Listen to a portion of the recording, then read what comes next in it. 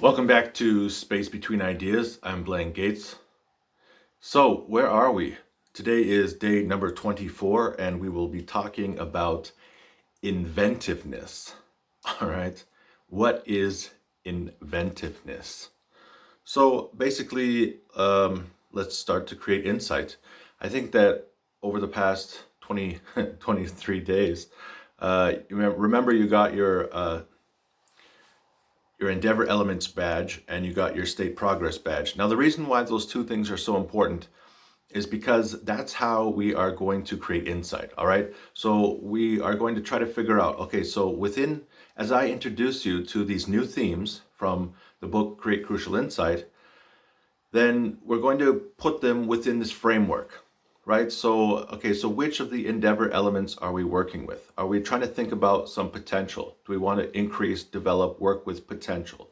Or are we specifically now looking at our plan? Do we want to influence the plan somehow? Or are we looking at our outcomes or our reuses? Are we trying to improve our goal setting ability? Are we trying to pinpoint specific things that we need to achieve? Are we trying to make that description of what we want to achieve? Are we trying to make that more clear, more specific, or are we going to change that somehow? So it's important to realize where is it on these Endeavor elements that we are going to be working with. And then within those Endeavor elements, that's how then now we have the State Progress checklist to give us, 3 more steps for each of those areas. We're going to pinpoint exactly what we are going to work with. All right. Now, yesterday I explained that the process of creating insight is basically like when you go to the optometrist. All right. So, I've been wearing glasses since I was 6 years old. And like right now, I can't see anything. I mean, with this eye, it's like so blurry. I can't read my notes. Can't see anything. This eye, it's a bit better. But then what they do is in an optometrist's office, they put these glasses on you and they say, is it better the first one or the second one? Which one can you see more clearly? And eventually they go through all these different things and all of a sudden you can see. All right. So this is how we are going to be working basically for the rest of the time together for, the next 70, 70, 76, 77 days. All right. So the first 23 days, it was to set this foundation. Now, it's true that the so we did talk about state synergies. All right. And that was another opportunity to start to put on these glasses. All right. So let's think about how we can improve our relationships with our customers. How can we help them? How can we foster reuses? All right, so we're always plugging it back into the State Progress checklist. Now, the day before yesterday, we talked about endeavors. All right, so you should have a list of endeavors, and then you should have picked out an endeavor. So if you haven't picked out an endeavor, stop the video right now, and well, maybe not at that right now, but write down like the endeavor that you want to accomplish on a piece of paper with your hand and a pen. Like physically write it down. And then after you've written down, like I would like to do this, now start to break it down into aspects of that endeavor. So if you want, like, for example, my endeavor, all right? So as you remember, it's my mission to provide an environment where people can overcome emotional, intellectual, and organizational hurdles in order for them to achieve more success, to achieve better results. And to do this, I present the themes from Dr. Buchholz's book, Create Crucial Insight. Now, I can break down this endeavor into 4 activities. So I have activities to promote these ideas, the content promotion, advertising. I have activities to find new customers or clients. I have activities to analyze my my competitors and try to add to this area of expertise and join the conversation. And then I have I have another aspect, which is to develop online tools so that people will be able to benefit from these themes using an application. So these are my 4 basic activities. So go ahead and stop the video, write down your main endeavor, and then start to break it down into your sub-activities, your sub-endeavors. Right now. All right, welcome back. So if you didn't push pause, that's kind of funny. All right, so you have your endeavor. So you have your aspects of that endeavor, and it's time to start to create some insight. Now today, what we're going to do is we're going to take the lens from our optometrist office, and so the next couple of days we're going to be talking about inventiveness. The checklist is called state inventiveness. So you've done state progress, you've done state synergies. Now we're doing state inventiveness. Now, what does it mean to state? To speak out, to describe, to talk about. So we're going to talk about inventiveness. And there's I guess it's going to be 6 or 7 days for this state inventiveness checklist. The first day is imitate. Imitate, which sounds kind of funny. To be more innovative, you need to imitate. Now we're going to go down. We're going to start from the top item of the checklist. We're going to work our way down, and then on the last day, then we're going to work our way back up again. So we're going to understand each of these steps from the top down. And I'm not sure it makes the most sense to do that. It's an interesting process, but you can make your own decision about how these themes should have been presented at the end of these 7 days. All right, so let's create some insight. Now, in general, imitate, it means to create parallel or competitive innovation. Create parallel or competitive innovation. So to create a parallel innovation, it means to copy. Now, if you're starting a business in whatever area, almost every business you can think of, you're going to be able to find a website, a book, somewhere that explains exactly how to set up this type of business. There's thousands and thousands of people who have done it before you. And there's hundreds and hundreds of people who decided that they wanted to make money by writing a book about how to do it.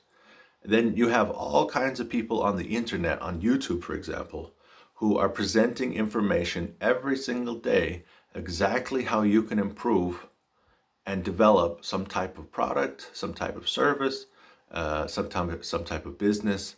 Whatever you do, it's very likely that you're not the first person to think about doing that. It's very likely that there are a number of people who are extremely successful already doing it.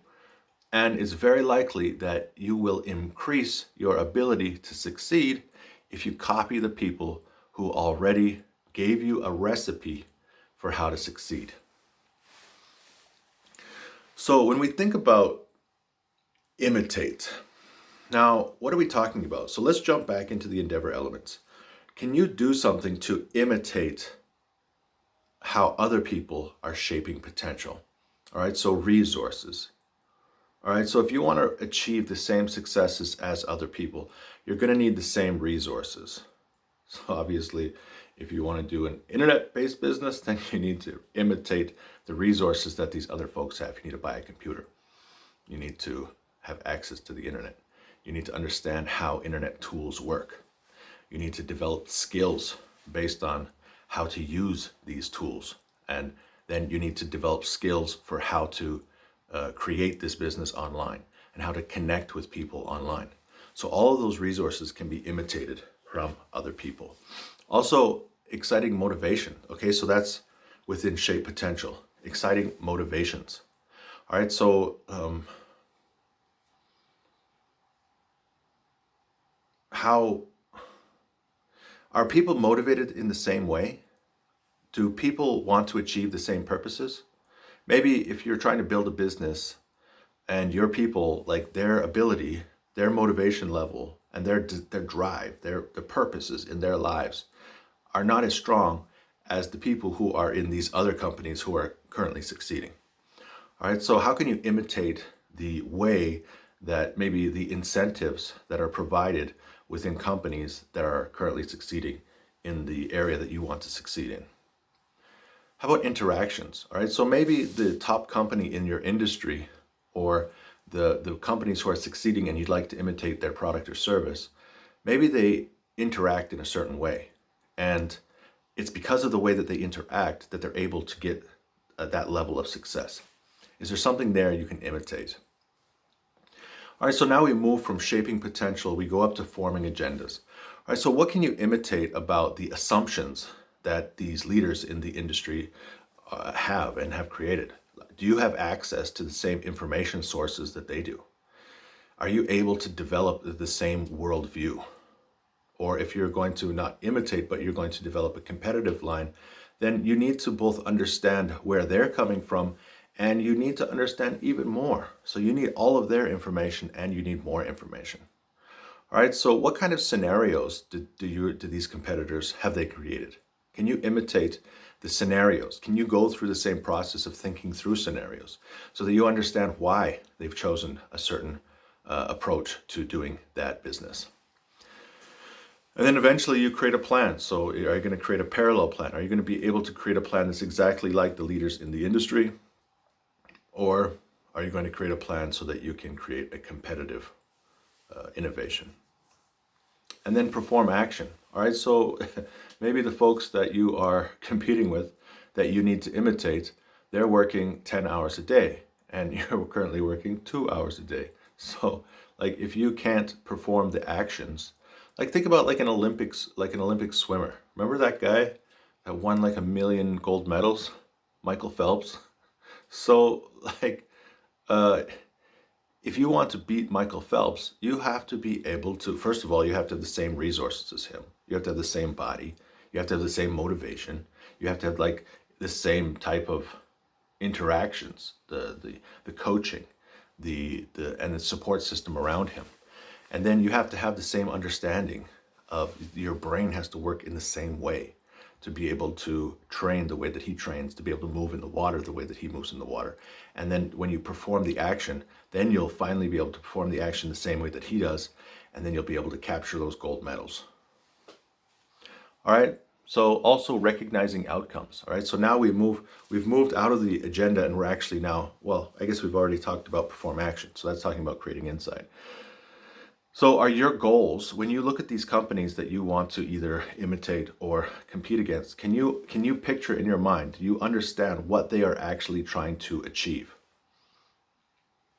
Why is it that they succeed? What is the frame of reference that they are working towards? What are the outcomes that they are focused on?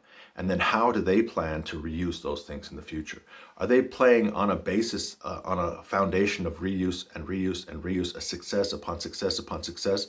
So can you just jump up to their current success directly, or do you have to follow the reuse pattern that they followed and develop that foundation and grow on that foundation?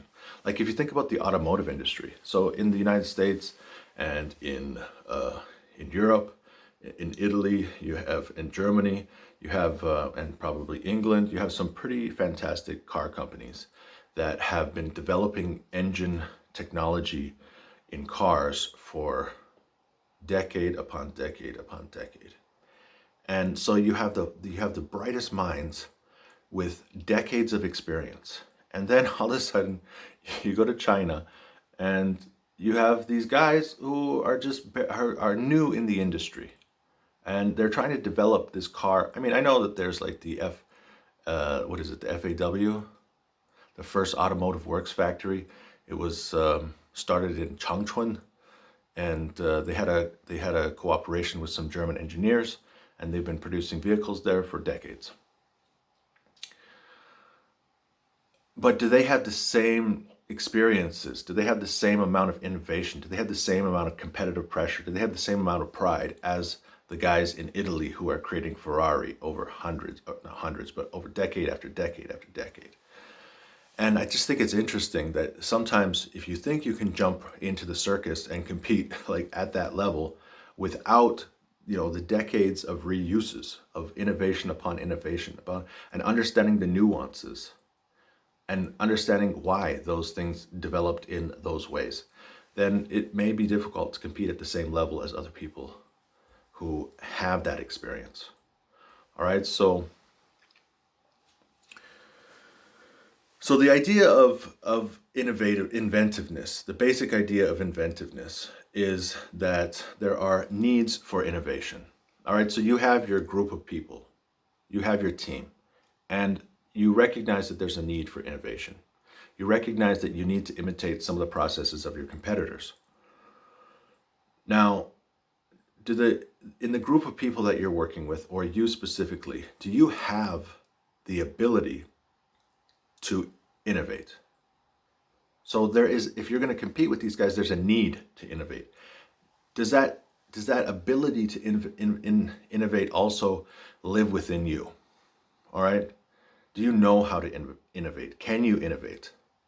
And so today, the one idea, if you're not really sure how to innovate, one thing you can do is imitate. All right. You can just copy people. So specifically, what are the skills? Can you pinpoint the skills that you need to have in order to be more successful, to be able to compete more strongly in the market? Also, can you characterize other people? All right, so maybe you pinpoint, okay, these are our competitors, and actually he just imitates. So this company, the way that they succeed is they have their eye on the top guy in the industry, and then they just imitate. Like, that's who they are. You can characterize them as an imitator if you understand that one method of innovation is to imitate. Also, you can start to plug in and look at the opportunities to imitate. So you can go through your activities which are related to your endeavor and then say, okay, so this is how we communicate. This is how we use the internet. This is how we advertise. This is how we create messages. This is how we do all of these different aspects. This is how we analyze competitors. This is how we communicate with competitors. This is how we develop online tools. These are all the things which we do, and you can then say, well, how are these things done in other firms? And what are the areas where we need to start thinking about how to imitate? Now, the whole idea behind this is like, what can you learn from others? What do they say? If you can't beat them, join them. Well, what I'm saying is, if you can't beat them, copy them. Copy them. And yeah, I wish you success in all your endeavors. And let's go and figure out how to copy other people. Thank you for tuning in to Space Between Ideas. I'm Blaine Gates.